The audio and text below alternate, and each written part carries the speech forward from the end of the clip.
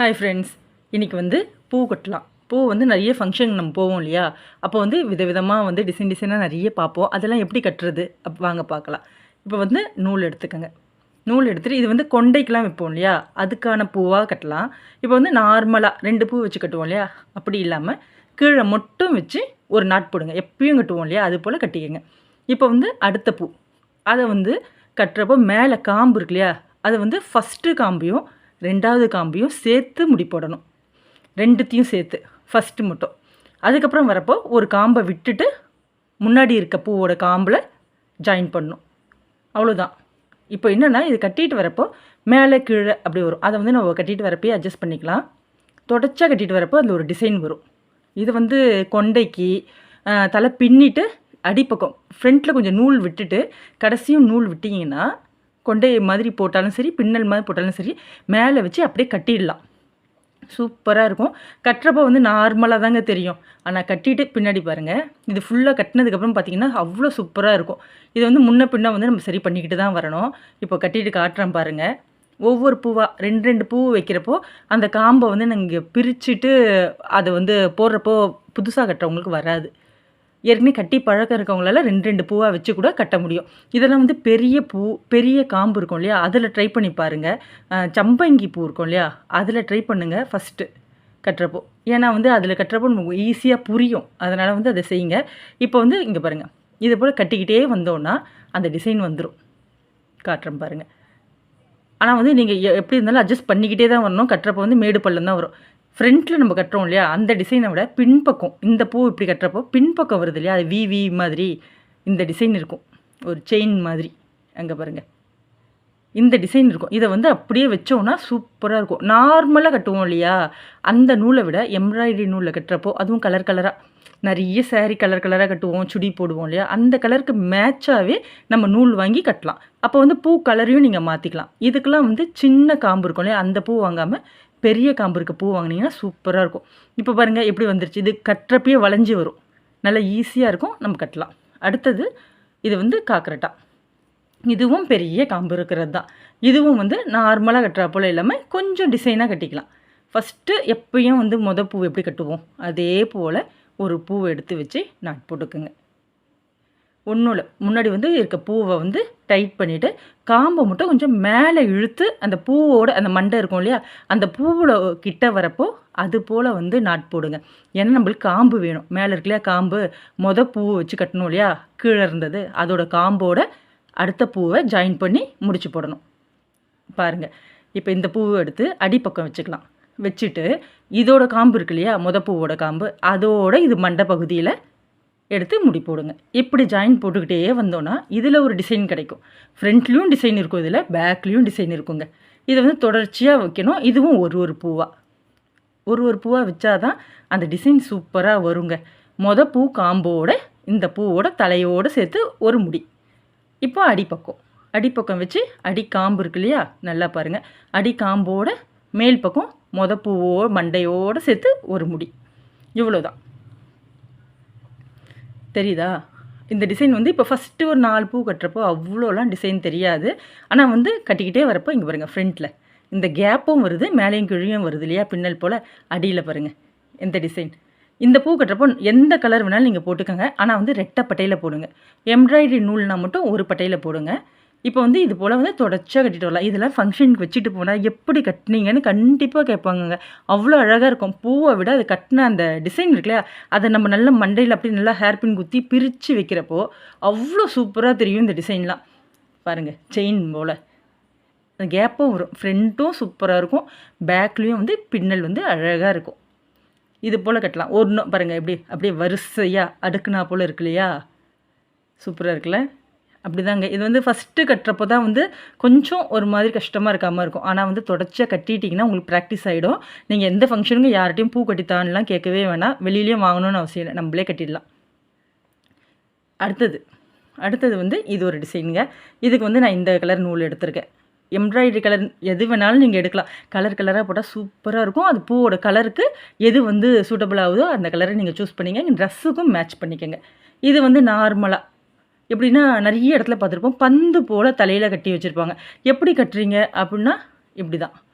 நார்மலாக எப்பயும் ஃபஸ்ட்டு பூ வச்சு ஒரு முடி போடுவோம் இல்லையா, அது போல் போட்டு 2 முடியாக போட்டுக்கோங்க கொஞ்சம் டைட்டாக இருக்கிறதுக்கு. இது வந்து 2 2 பூவா, ஒரு பூ வேணாம், இது 2 2 பூவாக வைப்போம். இதை வச்சுட்டு இதில் ஒரே ஒரு இதுதான் சொல்லணும் ஐடியா, சின்ன டிப்ஸ் சொல்கிறேன்.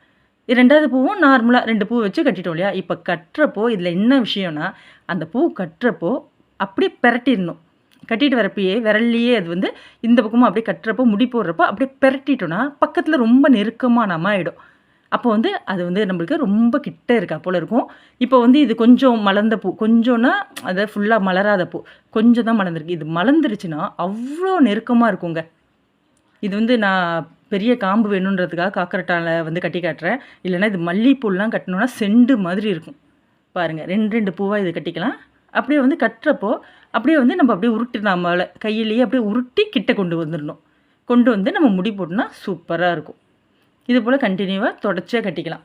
யாருக்கிட்டேயும் கேட்கணுன்னுலாம் அவசியம் இல்லை. 2 வாட்டி கட்டி பாருங்கள். 2 வாட்டி கட்டி பார்த்தீங்கனாலே போதும், உங்களுக்கு ஈஸியாக வரும். காம்பெல்லாம் வந்து கொஞ்சம் வந்து 2மே சேமாக வச்சு கட்டுங்க. அப்போ தான் நடுவில் வரும் முடி. பூவோட அந்த பூ மண்டை இருக்கு இல்லையா, அது பக்கத்தில் போடாமல் நடு காம்பில் வச்சு கட்டுங்க. சூப்பராக இருக்குங்க. பாருங்கள், இப்போ கட்டிகிட்டு இருக்கோம் இல்லையா, இப்போ பாருங்கள் அப்படியே எப்படி திருப்பினா இல்லையா, அது மாதிரி பெரட்டிடுங்க. அப்படி பெரட்டினா அப்படியே கிட்ட வந்துடும். பூவும் அதுவும் வந்து கிட்ட வரும். அப்படியே கட்டிக்கிட்டே வரப்போ நெருக்கம் ஆகிடும். நல்லா வந்து டைட்டான மாதிரி இருக்கும். நம்ம கட்டுறப்பே கையிலேயே அந்த ஃபீலிங் இருக்கும், நல்லா நெருக்கி வந்துடுச்சு அப்படின்ட்டு. பாருங்கள், இன்னும் கூட நல்லா நெருக்கமாக கட்டலாங்க. ஃபஸ்ட் டைம் கட்டுறவங்களுக்காக தான் இதெல்லாம் வந்து டிப்ஸாக சொல்லிகிட்டு இருக்கோம். கட்ட தெரிஞ்சவங்க இன்னும் சூப்பராக கூட கட்டுவாங்க. பெரிய காம்பு மெயின். சின்ன காம்பில் வந்து அப்படியே வந்து காம்பெல்லாம் வந்து முடிச்சு போடுறப்போ வந்துடும். நிறைய பேருக்கு அது வந்து கட்ட தெரியாது. அவங்களுக்காக தான் இதை சொல்லிக்கிட்டு இருக்கேன். இந்த பாருங்கள், பூவை கட்டிட்டு இதை வந்து முடிஞ்ச வரைக்கும் அப்படியே கட்டிட்டு 2 பட்டையில் வச்சோன்னு வச்சுக்கோங்க. 2ஆக மடிச்சிட்டோன்னா சூப்பராக இன்னும் கூட அடர்த்தியாக இருக்கா போல் இருக்கும். இது வந்து பூத்துருச்சுன்னா இன்னும் சூப்பராக. இங்கே பாருங்கள், இது பூத்தா மலர்ந்துருச்சுன்னா எவ்வளோ அழகாக இருக்குன்னு மட்டும் பாருங்கள். இப்படி வைக்கணும். ஹேர் பின்னை அப்படியே வச்சு தலையில் பின்பக்கம் வச்சு ஹேர் பின்னை 2 பக்கமாக அப்படி வச்சோன்னா சூப்பராக இருக்குங்க. இப்போ இது வந்து ஏற்கனவே கட்டினது தான், அந்த டிசைன் தான். ஆனால் வந்து தெளிவாக காட்டுறேன் பாருங்கள். ஒரு இதில் இந்த பூவில் பார்க்குறப்ப இன்னும் அழகாக இருக்கும். இதுக்கு நான் பச்சை கலர் நூல் போடுறேன். பாருங்கள், காம்பு நல்லா தெளிவாக தெரியுதா. ஒரு பூ தான். மேப்பூவோட அடிப்பூவோட காம்பில் முடி பாருங்கள். மேலே பூ வச்சுக்கோங்க. காம்பு இருக்கு இல்லையா, அந்த காம்போடு சேர்த்து ஒரு முடியை போட்டால் அவ்வளவுதான். ஒரு பூ தான் இது வந்து ஒரு பூ தாங்க இதில் அழகாக இருக்கும். ஒரு பூவோடு சேர்த்து இதை வந்து முடிச்சு போட்டுட்டு வரப்போ தான் அது டிசைன் வந்து அழகாக தெரியும். இங்கே பாருங்கள், மேலே பூ வச்சு பக்கத்தில் இருக்க காம்போட அடியில் வந்து முடி போடணும். கட்டிட்டு பார்த்தோன்னா அவ்வளோ நல்லாயிருக்கும். ஃபங்க்ஷன்லாம் போனால் நீங்கள் எங்கே கட்டினீங்க, எப்படி வாங்கினீங்க, யார் கட்டி தந்தால் கண்டிப்பாக கேட்பாங்க. ஏன்னா அது அவ்வளோ அழகாக இருக்கும். நம்ம வந்து அது மாதிரி வேர் பண்ணுறதும் அது மாதிரி பண்ணணும். ஏன்னா வந்து அப்படியே சாதாரணமாக பூ வாங்கி அப்படியே ஹேர் பின் குத்தோன்னா அப்படி வைக்காமல் இந்த டிசைன் தெரிகிறா போல் பின்பக்கம் நல்லா மடிப்பாக வச்சு ஹேர் பின் குத்தணுன்னா அந்த டிசைன் நல்லா தெரியும். பாருங்கள், இப்போ நான் காட்டுறேன். இதில் எவ்வளோ சூப்பராக டிசைன் இருக்குன்னு பாருங்கள். இந்த பூவுக்கும் இந்த கலரு அவ்வளோ சூப்பராக இருந்தது. இதுவும் பெரிய காம்பு தான் இல்லையா, அதுக்காக தான். இங்கே பாருங்கள், தெரியுதா, பின்னா போல். இதெல்லாம் கடையில் வாங்கணுன்னு அவசியமே இல்லை. இதெல்லாம் நம்மளே வீட்டில் செஞ்சிடலாங்க. நல்லா இருக்கா, அப்படியே செயின் போல் அப்படியே பின்னா போல்.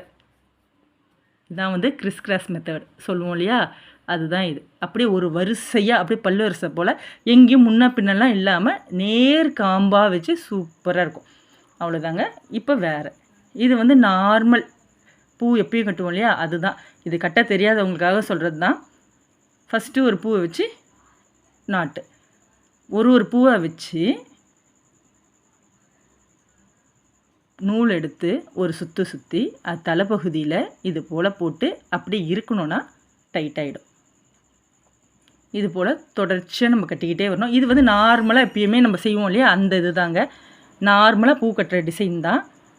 கடையில் நம்மளுக்கு வந்து தருவாங்க இல்லையா கட்டி, நம்ம எப்பயுமே பூ கட்டுவோமே அந்த டிசைன் தான். ஆனால் இது போல் பூவை வந்து கொஞ்சம் டிஃப்ரெண்ட்டாக வாங்கி, எப்பயும் மல்லி, கனகாமரம், இதுக்கு முல்லை, இது போல் வாங்குறது, இது போல் கலர் காக்கரட்டான், இது போலலாம் வாங்கி கட்டுறப்போ சூப்பராக இருக்கும். இதில் வந்து நார்மலாக கட்டினா கூட சூப்பராக இருக்குங்க. நிறைய பேருக்கு நார்மலாக கூட கட்ட தெரியாது. யாராவது கட்டி தருவாங்களான்னு போய் கேட்பாங்க. இல்லை கட்டின பூ தான் வாங்குவாங்க விசேஷத்தில். அதனால் நம்மளே பூ வாங்கிட்டோம்னா விசேஷ டைமில் வந்து பூ விலைலாம் அதிகமாக இருக்கும் இல்லையா, அப்போ வந்து நம்மளே கட்டிக்கலாங்க. யாரையும் எதிர்பார்க்கணும்னு அவசியம் இல்லை. பூ வந்து அப்போ வாங்குறப்போ கம்மி விலையில் வாங்கி நம்ம கட்டிக்கலாம். இல்லைனா ஒரு முழமே என்ன ரேட்டில் சொல்லுவாங்க தெரியும் இல்லையா. பிடிச்சிருந்தா நம்ம சேனலை லைக் பண்ணி சப்ஸ்கிரைப் பண்ணுங்கள். பாய்.